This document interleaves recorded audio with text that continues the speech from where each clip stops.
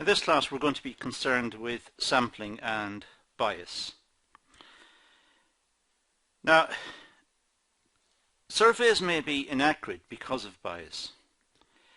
This may come about because of the way in which, let's say, interviews are conducted, or the way questions in a questionnaire are worded. So there are many ways in which bias can arise. One form of bias relates to the sample selection. Now, this may be caused by a non-random sampling method. Random sampling means every member of the population has an equal chance of being selected. If there are 100 items in the sample, then the chance of anyone being selected should be 1 over 100, 1/100th. If it's not the case, there is bias. So random sampling means every element in the population has an equal chance of selection. With non-random sampling methods, these are cheaper to use. They're more convenient.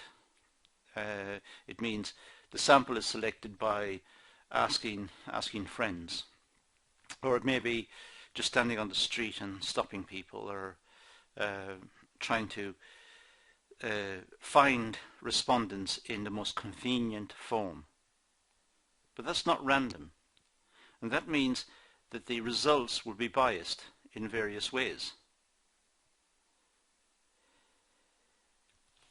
A mismatch between the target population and the sampling frame available. That is the essence of the bias. When there is a significant difference between the results from the sample and what is actually the case within the population. So let's say the sample had a mean of 10, but we knew, or we know, that the population has a mean of 20. Now clearly the sample is way off. It's 10, and the population, the true mean of the population, is 20. Something has gone wrong in the sampling procedure. It's biased. It was perhaps the sample was not large enough, or perhaps it was selected in the wrong way. It could be caused by a lack of response from some of the chosen sample. People sometimes don't want to respond to questionnaires or to surveys. They haven't got time, they're not interested, or they're worried about security. They're worried about what's going to happen to the information. And sometimes it might be difficult to contact people. You see, if the sample is randomly selected, this may mean the people conducting the survey know who they need to interview, let's say. They have identified the people, they've identified where they live. But where they live may be geographically very far apart. So it's very expensive. It's very, very difficult to conduct a random sample in many cases. Which means that many people are not contacted. That introduces bias. They should be contacted. That's if the sample is to reflect the population, the sample must be completed. Those selected must be interviewed, or the information selected in the manner in which it's set out, or it should be set out. But it may be the case, of course, having randomly selected and found every element in the sample, every respondent in the sample, some people simply don't want to take part. They're worried about what's going to happen to the information, or they haven't got time, or they're not interested. Again, that will introduce bias. Let's talk about random sampling, because everything seems to relate to random sampling, and random sampling seems to be the perfect way in which samples are worked out. Now, as I said earlier, a random sample gives every member of a population an equal chance of being selected. So if there are 100 in the population, 100 elements in the population, then every element should have an equal chance of being selected. In other words, the probability of any one element being selected should be 1 over 100, 100th.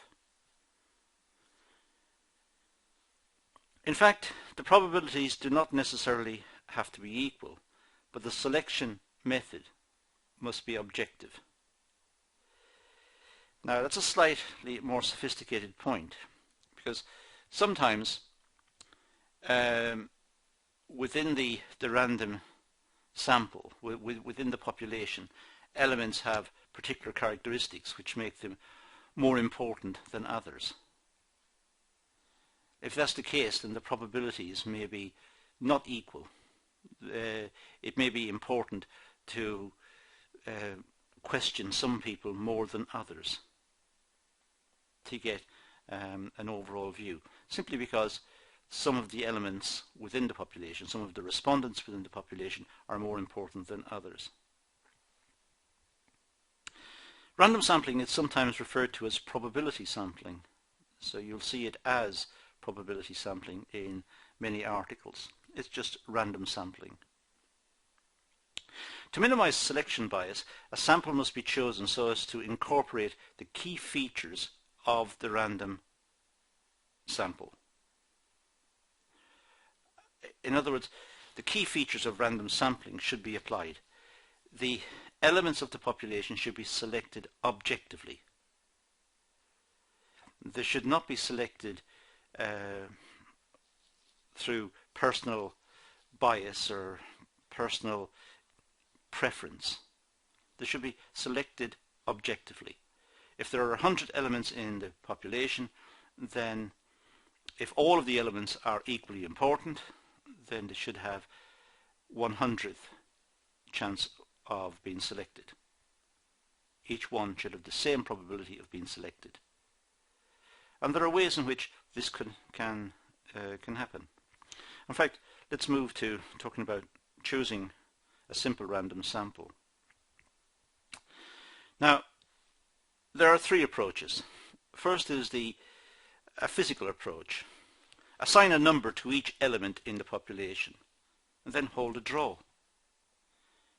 So imagine we have a population of 100 elements, 100, say, respondents. When we want to draw a random sample out of this, give each element a number. So each element or each respondent is identified by a number. Write the number on a piece of paper. I'm being very simple here, but let's say just write it on a piece of paper. So now we have 100 pieces of paper, each one with a number, and each number corresponds to a member of the population. Now put the 100 pieces of paper into a bag, shake it up, and draw out 10. Now if it's unbiased, if all the paper is the same and if there's been no cheating, then every element in the population had an equal chance of being selected and 10 were picked.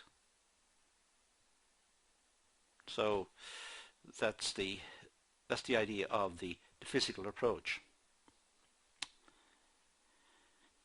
It could be a computer-generated sample. Computers can be used to generate random numbers.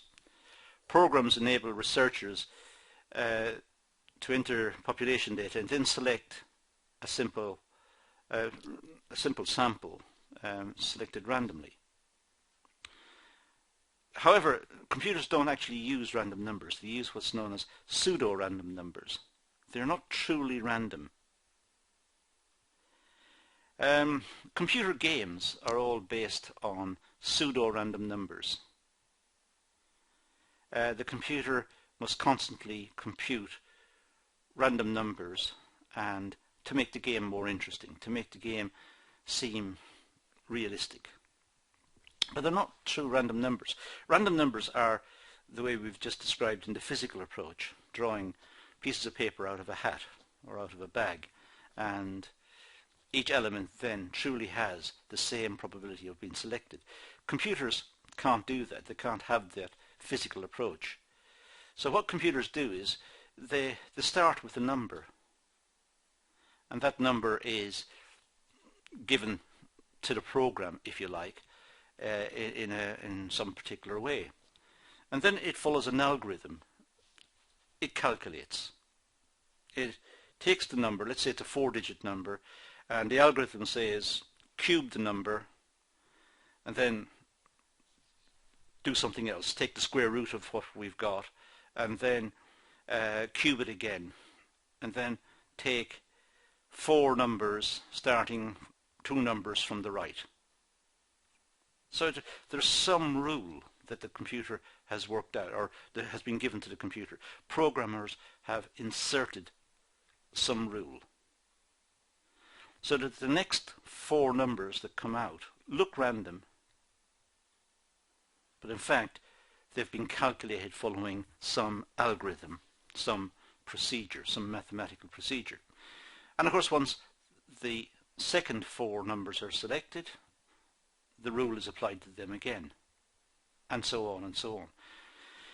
If we continue to do it, if we continue to run the game a very large number of times, some people think we would have to run it for hundreds of years, but if we did, we would get back to the 4 original numbers. So it will cycle. But for most practical purposes, randomly generated computer numbers, these are good enough for us. The error that would be involved in using computers over and above the physical approach, that error is very small. So generally speaking, using computers is a way forward. But I'm just saying that it's not truly random, it's pseudo-random. Computers use pseudo-random numbers, they're not true random numbers. There is another way, using random number tables. Now this may be a surprise to many of you, but it's possible to get tables which are random numbers. It's possible to buy these in shops that sell mathematical material. So a random number table is just looks like a jumble of numbers. In fact, all of these numbers have been carefully selected randomly. So they are random numbers. They are special numbers, carefully selected, perhaps drawn out of the hat, like I've suggested before. So if we look at a set of random number tables, we'll see how it works. Let's take here's a table from one table from a set of random number tables. Now, as you can see, it just looks like a jumble of numbers. I'll just put the cursor onto the screen for a second.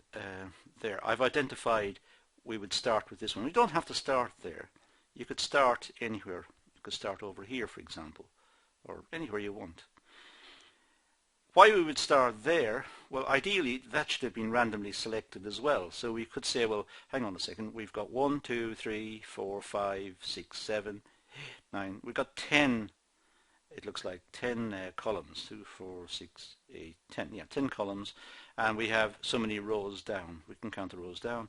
So now we can identify, randomly select 1 to 10. That'll give us which column we're on, and then randomly select the number of rows, so we know which row we're on. So if we know the number of the column and the number of the row, we would have our starting random number, which could be this one here. Okay, so now we've got a random number table, which are properly produced. These are proper random numbers that have been supplied by people who have calculated them. And we've selected a starting point. And we've selected the starting point, let's say we've selected it randomly. We haven't selected it because we simply like that number. We have selected it because it was random. Now, assume that we want to select 10 elements from a population of 70. So we want to select 10. So what we need now are 10 random numbers. We start where we have selected, and let's say we select the first 2 digits. We could select the last 2 digits, or the 2 digits starting 1 in from the left, or the 2 digits ending 1 in from the right, or whatever. But let's say we just select the first 2 digits. We're trying to make it easy here, so take the first 2 digits. You can take any 2 digits. Now, if we work across, because we have set out a rule before we started, if we work across, we'll see that the first 2 digits are 0, 6, so the first one is 6. The next 2 is 3, 7. That's 37. Then we have 55, 71, 83, 46, 74, and so on. So what we've got then is we've picked our random numbers off the random number table. The first number is 6, the second one is 37, the second one is 55, so the second one here is 37 and 55, 71, 83, and these are random numbers. So what we would do then is identify the elements in the population by number and go and interview, let's say, the 6th person. Then we'd interview the 37th person, and so on. And when we've got our number worked out, we've completed the 10 that we needed, or the 20, or whatever the size of sample we wanted, it would be complete. And we've used random number tables to do this. Let's look at simple random sampling. In this case, every possible subset of the population has an equal chance of being selected. That's what we mean by simple random sampling. Now, the sampling may be with replacement or without. If the population is small, and when we sample, we want to let's be sure that we don't interview the same person twice. So we would take that person out. So if the population was small, then the population is getting smaller because we're taking people out. We've interviewed them so that they can't be interviewed twice, so they're now removed from the population, the available population that's left. So the population size will be changing, and this will influence our calculations. The population size is changing. If it's a very large population, then if we take the person out, we've interviewed a certain person, we want to make sure we don't interview that person again, so we take them out of the population. The population would not diminish an awful lot. So taking a person out of the population will not affect the size of the population significantly if the population is large. Now let's talk about systematic sampling. This approach is easier to do as compared with simple random sampling. This approach is quite straightforward. If a sample population has n members, so there are n people in the population, let's say there's 100 or there's 500, whatever. So we have n members in a population, and we want a sample size of x. So we want a sample size of 10, and this sample size is required. Then case samples must be made, and how we work that out is simple. We just say we take the number of the population, n, and the sample size is x. So we have a certain sample size. If we have the population is 100 and the sample is 10, then we divide 100 by 10, which means we would need 10 samples.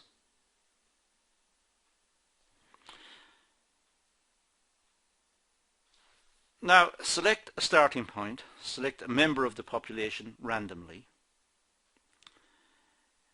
Next, select every 10th item, let's say. Select whatever this little formula gives us. Select every, say, 10th item. So we select, let's say the population is 100 and the sample size has to be 10. So we would have k samples. We'd have 10 samples, 10 in the sample. So we would select the first one randomly in the population, and then we take every 10th person after that. And this is systematic sampling. We have to find one person randomly, and then we take every 10th along. Now this is used quite extensively. It could be used, for example, when surveying a particular location. Instead of having to travel all over the location, one street could be selected. That street could be selected randomly. And then we'd select a house on the street, select that house randomly, and then perhaps select every 4th house. Now that makes sampling cheaper. It's not as precise as random sampling, but it's still quite systematic. It's still pretty good. So it's a cheap and effective way of getting a good sample, providing the population does not have sequential regularities. And that is the problem. If the population has got some quirk where it's following some pattern, it may be that systematic sampling leads to very wrong solutions. Go back to the location one. If the whole location has a certain feeling, let's say it's an attitudinal survey about the economy, and the whole area is quite depressed, but on one street they've just won the lottery and everybody in the street had a share in it. They all pooled together to buy the ticket. Now that street's going to feel very happy.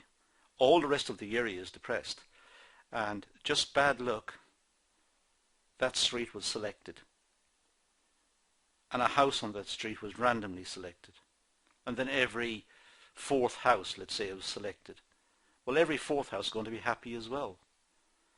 So it may be the case that the researcher comes away thinking everybody in this area is happy. In fact, the vast majority of the people are quite depressed. It was just bad luck. Now we've got stratified sampling, slightly different. This divides the population into groups or into strata.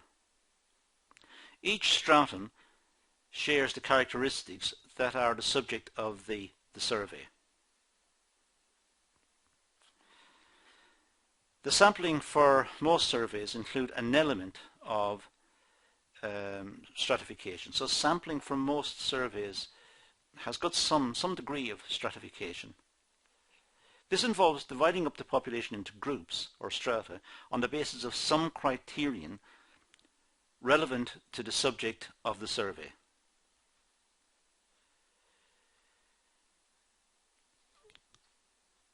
A random sample from each stratum is then selected. So stratified sampling ensures that different groups, for example, may be included in the survey, and that their opinions may be included in the survey. So it could be based on gender, male, female, so many male, so many female. So X% of the population should be male, Y% female, or 50-50. Now within each of these strata there may be an age dimension. So a certain number of people have to be over 50, certain number of people have to be over 30, some over 20, and so on. So we've got different strata in there. So now we're picking up males at certain ages and females at certain ages. So we are covering lots of possibilities. And that's the idea of stratified sampling. The advantage of this approach, or the advantages, are the sample is guaranteed to be representative of the population. So this guarantees that different opinions and different types of respondent are included. As I said, 50-50, male, female, or it could be done on the basis of race, or it could be done on gender, or it could be done on age. It could be done by location. A certain number of people live in London and a certain number of people don't live in London. So it's, again, it's stratified. So now the researcher knows that this sample that's been selected represents those various groups. Whereas if it was a simple random sample, it is possible, if the population is sampled randomly, that all the respondents selected are all female, or all the respondents selected are all male. That's possible. But with stratified, it's going to be, say, 50-50, or whatever the researcher chooses the proportion to be. So the sample may be more representative. And it's also possible to, of course, publish the results for each strata. It's possible when the analysis is done to say overall people are feeling optimistic about the economic situation the country is in. However, males are more optimistic and females are less optimistic, and people over 50 feel this and people over 30 feel that, and so on. So it's possible to get more information out of the stratified sample. And also different sampling procedures may be appropriate for different strata. Ideally, it should be done randomly. We keep saying this, but that is the way in which a more representative sample is drawn up. But it may be that different sampling procedures are used. It may be possible, for example, to pick up some information by questionnaire, some by interview. It may be that certain areas are looked at, say one particular street is interviewed and it's contrasted with a different street someplace else, and it's possible to mix it up. But the point is that the strata overall should represent the characteristics of the overall population in terms of, let's say, gender divide, age, race, religion, whatever is being looked at.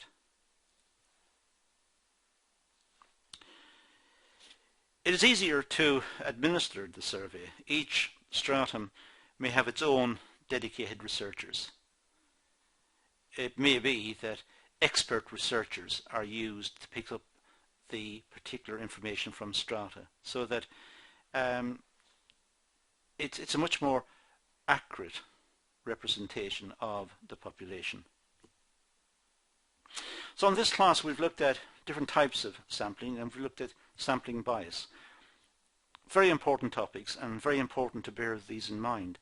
A lot of information that business uses, and also of course sociologists and the government and even academics use, is collected through sample surveys.